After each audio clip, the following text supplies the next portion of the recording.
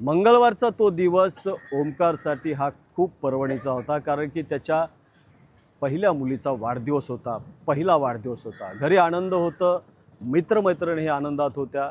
11:30 वाजता जे आहेत सगळे मित्रमैत्रिणी बाहेर निघाल्या आणि 11:45 ही इमारत कोसळली आणि त्यामध्ये ती 1 वर्षाची चिमुरडी आणि ओमकारची जी पत्नी आहे उत्कर्षा ही आणि ओमकार या मलब्याखाली दबले गेले। सध्या आई आणि मुलीचा मृतदेह बाहेर काढण्यात एनडीआरएफ टीमच्या यश आलेलं आहे, मात्र अजूनही ओमकारचा मृतदेह आहे हा अडकलेला आहे। तो रेस्क्यू करण्याचा प्रयत्न एनडीआरएफची टीम करत आहे। आपल्यासोबत त्याचा खास मित्र आहे की मंगळवारच्या रात्री पार्टी झालेली होती। ओमकार कसा खुश होता, काय सांगशील त्याच्या भावना काय? तो तर त्याचा पहिलाच वाढदिवस होता त्या पोरीचा, तर खुशच असणार कुठला पण। तर त्याने डेकोरेशन केलेलं, दुसरा रूम पण घेतलेला, त्यात सगळं त्याचं डेकोरेशन केलेलं पोरीच्या बड्डेचं। आम्ही सगळं मित्रपरिवार पण विश करून नंतर खालीच उतरलेलो आणि सुमारे काहीतरी 11:40पर्यंत 45पर्यंत काहीतरी कॉल आला बिल्डिंग पडली। आम्हाला पण तेव्हा कळलं की असं असं झालं आहे।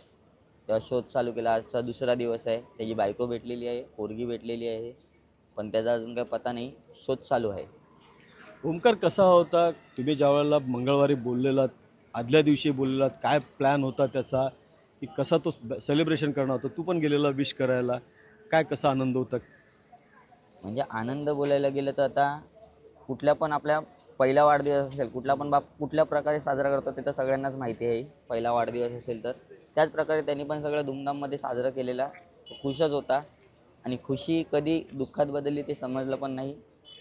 त्या वाढदिवसाला किती जण होते, काय तू पण गेलेला, किती जण होते त्या दिवशी? एम ज्या दिवशी मी गेलो सुमारे 9:30च्या दरम्यान, तेव्हा तिकडे घरामध्ये होते 12 जण। त्यानंतर मी काहीतरी 10-10:30ला मी निघालो।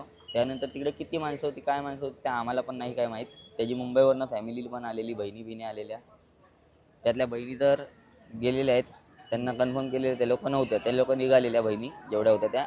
त्याचे आई वडील पण निघालेले, त्याची फक्त एक बहीण होती सक्की, ती होती, ती इंजर्ड आहे, ती हॉस्पिटलला आता सध्या तरी। आणि वाईफ आणि पोरगी आपल्या रुग्णालयामध्ये विरार वेस्टच्या तिकडे आहेत ते दोघं। नक्कीच हा ओमकारचा मित्र होता, त्या दिवशी त्या रात्री हाही होता। त्याच्या सांगण्यानुसार 12 ते 15 जण ज्या बड्डेसाठी होते, मात्र सुदैवानं ते 10:30च्या नंतर निघाले होते। त्यामध्ये फक्त एक बहीण आहे, ती अडकली होती, ती आता जखमी आहे। अजूनही ओमकारचा जो आहे मृतदेह मिळत नाही आहे। ओमकार जो आहे हा मिसिंग आहे आणि तोच चिंता जी आहे या येथील मित्रपरिवारांना लागलेली आहे। प्रभाकर कुडालकर, एबीपी माझा, विरार। एबीपी माझा, उघडा डोळे बघा नीट।